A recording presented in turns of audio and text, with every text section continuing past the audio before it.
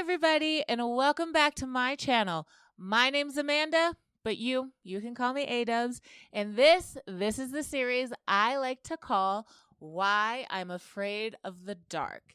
And with this series, we're going to take a look back at all the old TV shows, movies, miniseries, anything and everything I used to watch as a child that now has me scared of things that go bump in the night. So if that sounds like a good time to you, then you have found yourself in the right place. Yes. So today I figured we're going to stay on the Are You Afraid of the Dark train and take another look at one of my favorite episodes. You will be hearing that phrase so much because all of these episodes in these first bit are going to be my favorites. So if you've never heard of Are You Afraid of the Dark before, it is a children's horror show, which is a group of kids, teenagers, young people, and they gather together and tell each other ghost stories in front of a campfire. That's kind of the premise. So each week is a different ghost story. Well, with this week, the episode we are going to be taking a look at is called The Tale of the Quiet Librarian. So with this particular episode, it's another one that definitely stuck around for me. This episode really deals with silence and how creepy and scary silence can be. And I really appreciate that because some of my favorite horror films also explore that type of things. Things like A Quiet Place does a really good job of exploring silence and how creepy it is, especially when you have a monster that is attracted to sound. So you have to be quiet, and that's so against human nature. Also, we have movies like, what did I watch recently? Longlegs. I have a lot of opinions on Longlegs, but they do really well on how they play with sound. And there's so many more I could list off, but that's not what we're here for. Today, we're here to talk about Are You Afraid of the Dark? So I don't want to keep you for too long.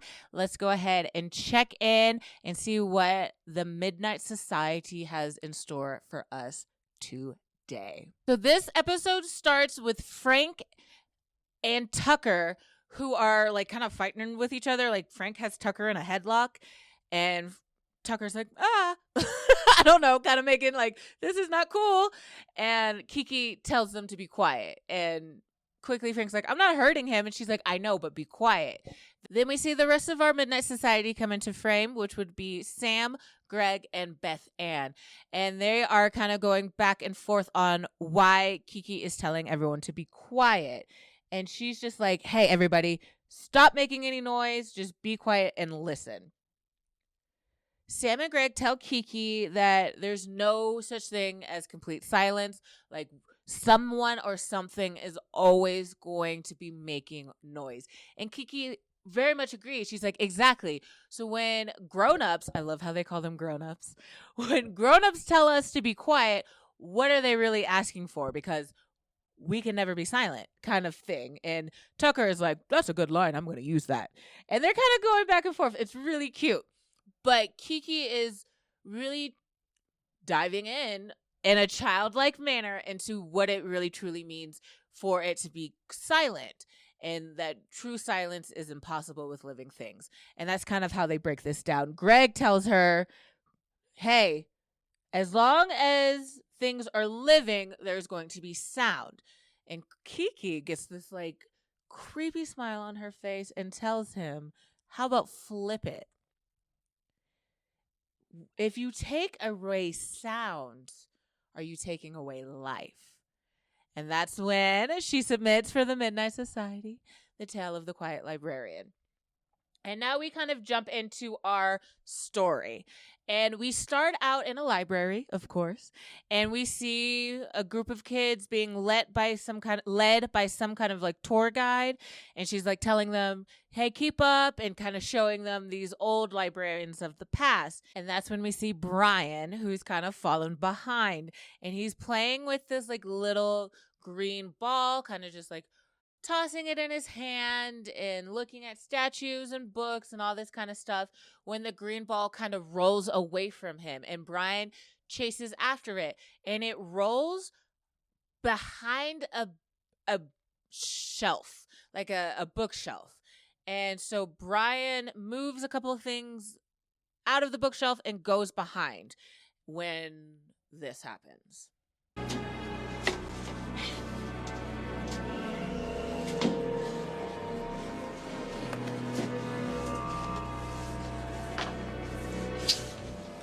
Rats. Quiet reading.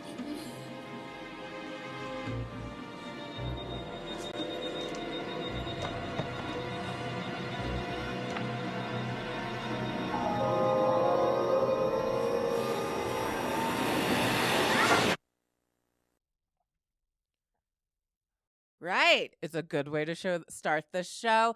And I think the reason this particular episode, like I've kind of been saying, stuck with me is these kind of moments when the kids scream and their voice is suddenly taken away. Because that really, like, rewatching this episode, those moments really started making me feel the feels of like what it was like to be scared of this show as a child. So I always appreciate that. The next scene, we are in history class and we are about to meet our main characters for this story.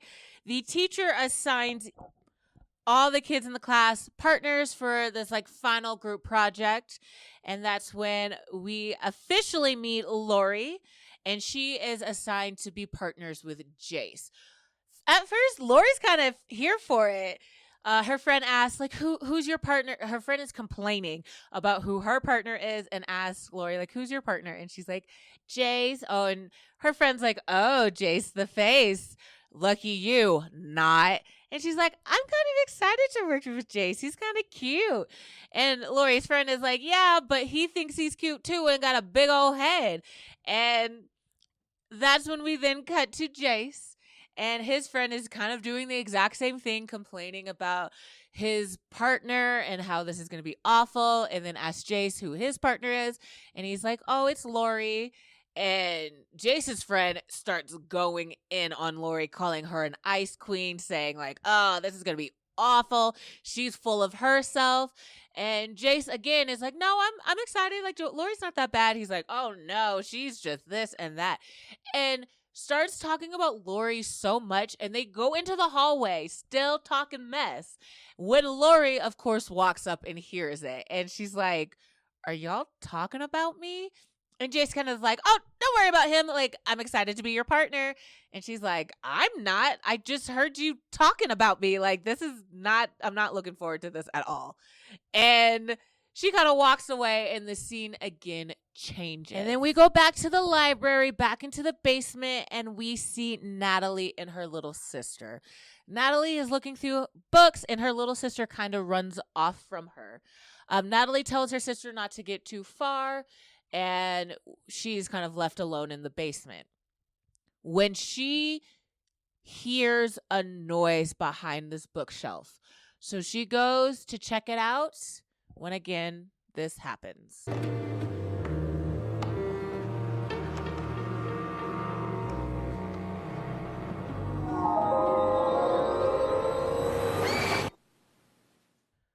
Whew. Her little sister comes back looking for her and can't find her anywhere. And her little sister does the right thing and runs away. I'm feeling like 2 children have now gone missing in the basement of this library. Why are we not closing off the basement? Why are there not police there constantly? Like, what is going on in this library? 2 children have now been taken. So I just want to take a quick pause and again talk about what I love about this episode, and that's the utilization of this like pinkish reddish light that also floods the kids before they are taken. We will soon find out where this light is coming from. I just think it's such a great subtle touch that also like really freaks me out as a kid. Then again, we flash back to our main characters. They are both at the library now. You can see Jace is bored out of his mind. Lori is reading through books and taking notes. Jace picks up this game and starts playing it, and it just makes a lot of loud noise. I don't know what this game thing is. It just makes noise. So, of course, Lori gives him a mean look and tells him if he is so bored, he can go and get these books for her. And he's like, no, I don't want to. Well, she's like, I need help. You need to do something. Please go get these books. And he said, how about we flip a coin for it? And at first, Lori's like, nah. He's like, come on, Lori, live dangerously. Come on, let's flip this coin. Whoever loses has to go get the books. So he flips the coin, and of course, he loses. He's like, best 2 out of 3. And Lori shakes her head, and he is off to go find the books. He finds himself in the basement. I think he finds himself in the basement because he has to wear glasses, and he's embarrassed by it. So he's kind of hiding out in these bookshelves, and he pulls out his glasses and puts them on. That is when, out of nowhere, this green ball appears. And that is the same green ball we saw at the beginning with Brian. So Jace is trying to figure out where this ball has come from, and he sees that bookshelf again. He kind of is making his way towards the bookshelf when another librarian appears and scares the crap out of him. And he kind of takes off running, collects the books, and goes back to Lori. When he gets back to Lori, he is still wearing his glasses. And Lori's like, oh, I didn't know you wear glasses. And he's like, I don't normally, and takes them off in a huff and hands her the books. And Lori's like, what's wrong with you? Like, why are you so jumpy? He's like, nothing. I'm just like over this. If you're not really going to let me help, what am I doing here?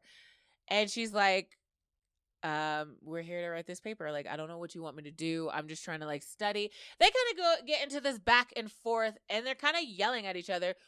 And Jace ends up just taking the books and running off with them. And Lori chased after him and is like, hey, I need these books to write this paper. I know you're not going to do it, so just give them back. And he's like, no, I'm not going to be treated this way. You're not going to treat me like a child, which they both are. He gets really, really upset. She ends up talking him into giving the books back by saying pretty much that she's going to write the paper. He's like, you're failing. You're not being a team player type of thing. They're just kind of fighting with each other. He leaves, and Lori gets the books. The next scene is Lori at school when she realizes that Jace has lost her notebook. Or Jace still has it. She doesn't think he's lost it. She just thinks he still has it. So she goes after Jace at football practice, and she's like, hey, you had my notebook. Where is it? I need it to write this paper. Jace is like, oh, crap. I left it in the basement. Sorry about it. I got football practice. You're going to have to find it yourself. And she's like, no, I need you to help me find it. I have to write this paper or we're both going to flunk. And he's telling her, like, that's her problem. She is too uptight. She needs to loosen up. All this kind of like stuff. And she's like, no, help me find this notebook so I can write this paper. I'm not going to fail because of you. And he again is like, I'm at football practice. I'll go with you, but I can't go till later. She's like, fine. Meet me there at 7 o'clock. That's the earliest I can get there. He says, cool, see you then. Of course, our next scene is when they get to the library.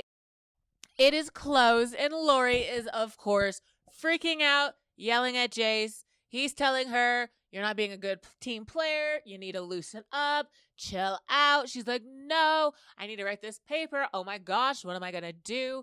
And Jace says, you know what? We're going to get you into this library. I'm going to help you out. And she's like, how? The doors are locked. And he's like, let's see if the windows are open. And again, she's like, no, I don't think so. That's like breaking in. I don't like that. And again, he's like, loosen up. Don't worry about it. I'm the one who lost your notebook or left it in there. I will be the one to make sure you get it. So Jace tries a couple of windows and they're all locked. And he's like, sorry, man, we're just out of luck. When suddenly one of the windows opens. And I just feel like from Jace's character, from both of these characters, they would not go inside that library. I know Lori's like, oh, we need to get my notebook. I'm freaking out. I just have a really strong indication these kids would not have gone in there. But in this scenario, they do. Jace is dragging his feet. He's like, I don't know. She's like, no, we need to go in there. We need to get my notebook. And he's like, all right, let's go. So they make their way back into the library. Lori ends up dropping her bag on the floor, which startles Jason. He's like, what did you do that for? And she's like, oh, there's supposed to be a copy machine there. And it's missing. They don't think too much about it because, like I said, Lori is focused on this notebook. She's like, Jace, where did you leave my notebook? And he's like, okay, actually, it's down in the basement. She's like, take me there. Let's go. And they go down to the basement. And Jace notices, yo, this don't look right. It doesn't look like it did yesterday. Something is really off. And she's like, what do you mean? He's like, I can't find your notebook. Things are all switched around. I don't know what's going on. That is when they discover the quiet reading room. And on the wall, there's a calendar that says 1910, and there is a key hanging there. I don't know. So Lori's like, let's open the door. Jason's like, probably shouldn't. Lori's like, no, let's do it. So they do. They unlock the door and walk in, and this is what they see.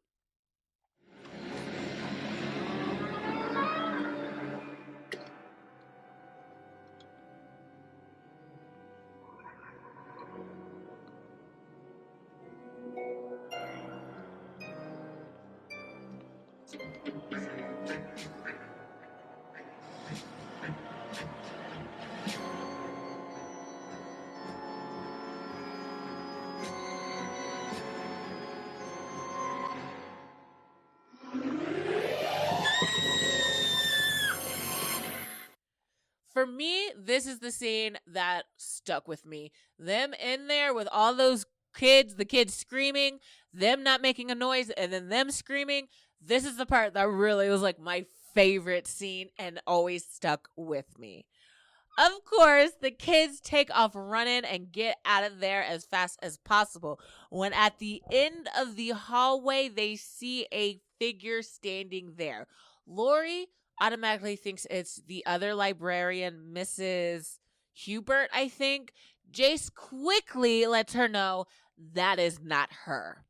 The creepy figure tells them that she could use 2 more in her collection. And this is when they kind of scream and take off running. Jace starts yelling at her, kind of pushes Lori behind him and starts yelling at her like, who are you? Stay away from me. All this kind of stuff. And as he's screaming, she opens the box and that pink light comes flooding out and takes Jace's voice. He can no longer speak. Lori kind of pulls him back and starts throwing books and trying to like make a barrier between them and the librarian. And they take off running out the door, slam the door behind them, and push like a cart in front of the door to kind of slow this creepy librarian down. Lori, again, is very uppity. It was like, Jace, what happened to your voice? What's going on? Like, what are we going to do? Jace is just kind of miming to her that he doesn't know, he can't speak. So they try to find a way out. They're trying to open windows, but none of the windows are opening. So they're just running around in a panic. Jace is looking for something. Lori's like, what are you looking for? And he mimes to her, he's looking for a phone. And they realize there's no phone, there's no computers, there's no, like we said, copy machine. There's nothing modern in the library. So it kind of indicates that they have been taken back in time. At this point, they're freaking out when they hear this. Silence is golden.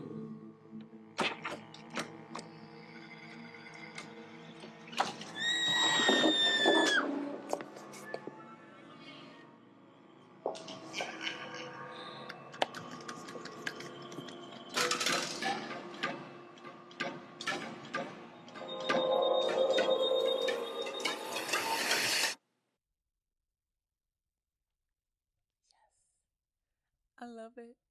It's so creepy. It's so simple but creepy. I love it. So this lady, she's there. Very simple, scary, bad guy, but like you don't always have to have like a monster for it to be scary, right?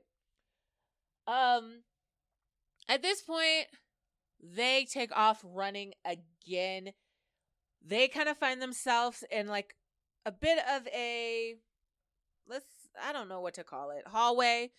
Jace gestures for Lori to run up the stairs, and he kind of hides behind some bookcases. So Lori takes off. She's running.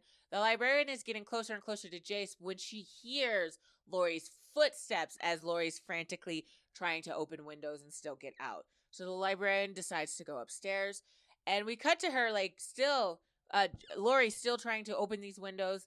Eventually, she can't.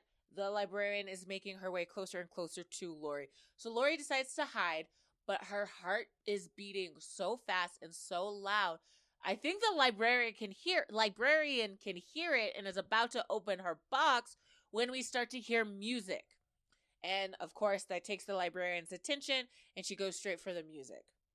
Jace has found himself a record player. I'm impressed because I would have not known how to make this thing work. But he is cranking this thing, music is going, and the librarian appears and opens her box. Jace kind of makes a run for it, stealing a couple of the records as he is as she is following him, really.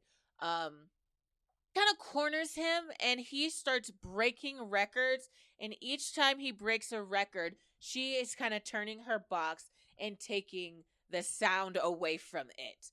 Right? And soon he runs out of records, and she's getting closer, and she's taunting him, telling him he will be part of her collection on all of this stuff, when Lori appears and starts screaming at her. And then, of course, she takes Lori's voice.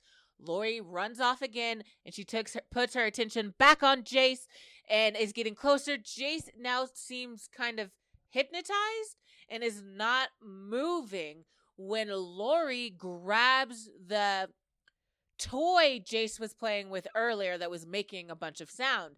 And so she starts making a sound with this machine because it's the only thing that is modern and has like a constant source of sound.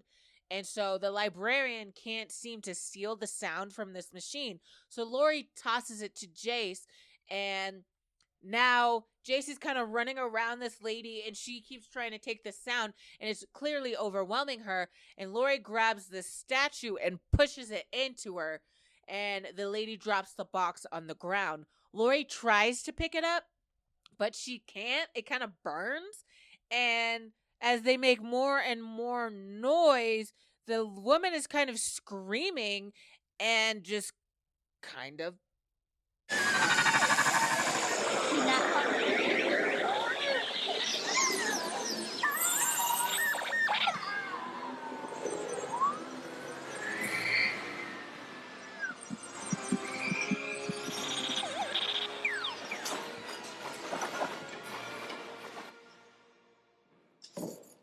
it just kind of disappears. And that is when the security guard finds Lori and Jace. And he's, of course, like, who's there? What's happening? Walks up to them and is like, what is going on? And he sees the pile of ash on the ground and picks up the glasses and is like, what is happening? And the kids who now can talk are like, oh my gosh, I can talk. Oh, there's a crazy lady. You need to follow us. We know where the missing kids are. And they direct him down to the basement where they move this. They're like, there's a bookshelf. There's a door behind this bookshelf. And he's like, okay, moves the bookshelf, and they find the door. And he's like, oh my goodness, this door hasn't been open in years. And he breaks down the door. And when he walks in, there are the two missing kids. And they are like, are you okay? And she's like, Natalie has this look on her face. She's like, I think so. Like, clearly more traumatized kids. And the guard tells Jace and Lori not to move, and he'll be right back. And once him and the other two kids leave, they hear all of this laughter from the ghost children. And they kind of come to terms with, like, they say to each other, I think Jace, like, I don't know who those kids were, but I think they moved on. Like, I think they're in a better place. So they kind of come to terms with all of that and know that these kids, these spirits that they just saw have moved forward.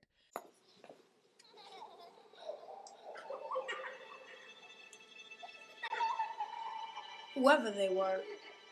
I think they're free now. At the end of this episode, it's pretty much like Jace and Lori are sitting around while the cops are there.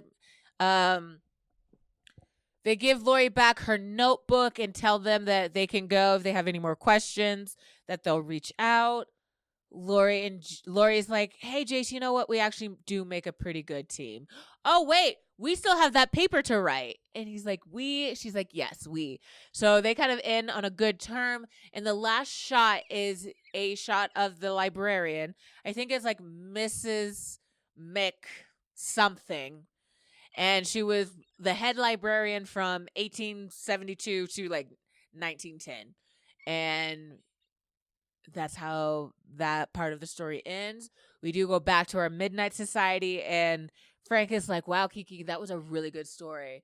And Greg is like, yeah, it's really interesting, like how silence can be creepy and all of this stuff, just kind of like going over the story. And Kiki, the psycho that she is like, yeah, it is. Does anybody want to walk me to the library? And of course they're like, nope, look at the time, we gotta go. Again, mind you, not one of these children has a flashlight. Again, we are in season 4. At the beginning of this, I was like, oh, we're season 4. One of these kids is gonna have a flashlight. Still no flashlight. They put out the fire. Kiki's trying to get somebody to walk with her to the library. Nobody will. She has this sinister smile on her face when they all run away from her. It's good. I stand Kiki. We are here for it. I honestly love it. And that is the end of the Tale of the Quiet Librarian. It's just another fun time, another simple but creepy story that has always stuck with me. Like I said, I'm a person who a lot has like some kind of sound, white noise. If it's not my like air conditioning, like a TV, music, something, I do like to have a little bit of noise. So I think that's another reason why like this particular episode stuck with me. It's the silent screams. It really just creeps me out to the core and really just like I've said a couple of times, it just takes me back to when I was younger and watching these and being really, really, really creeped out. So yes, this story still holds up to this day. I want to say thank you again for watching this episode. Tell me what you think about this below in the comments. Do you think it's creepy? Do you think it's cringy? Let me know. Remember, please subscribe. I'm a very brand new channel, just trying to grow. So if you like it, please subscribe. Turn on notifications so you can see when I post. And I hope to really just grow a community of people who love creepy stuff. I really hope to talk more about some stuff that really got to me as a child. So if that sounds like a good time, please, please, please consider sticking around. And until next time, I've been A-Dubs. You've been amazing. And I'll see you later. Bye!